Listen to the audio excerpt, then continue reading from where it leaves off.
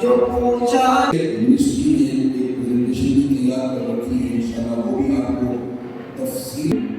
اور نظام کراچی جو سوالات ہیں وہ اس کے پرائیویسی کی ڈسٹرب نہیں ہوگی. ہم کسی طرح سے اسٹارٹ کیا کیونکہ ہر سال کسی کام جاری آپ سے بہت لوگ ایسے ہیں ختم کرنے کے لیے ہم نے اسمارٹ فون میں ایک حج اپلیکیشن متعارف کرائی.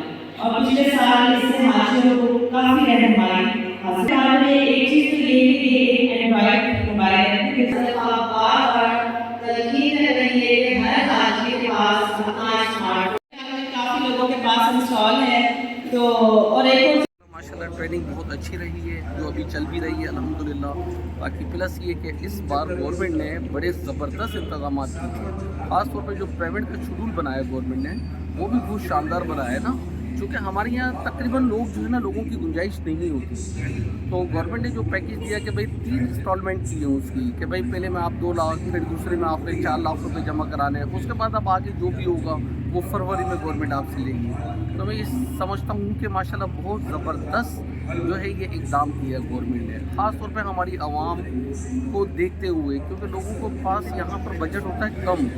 تو ان سب چیزوں کو دیکھتے ہوئے مد نظر رکھتے ہوئے تو گورنمنٹ کا یہ اقدام ماشاءاللہ بہت زبردست. بہت شکریہ.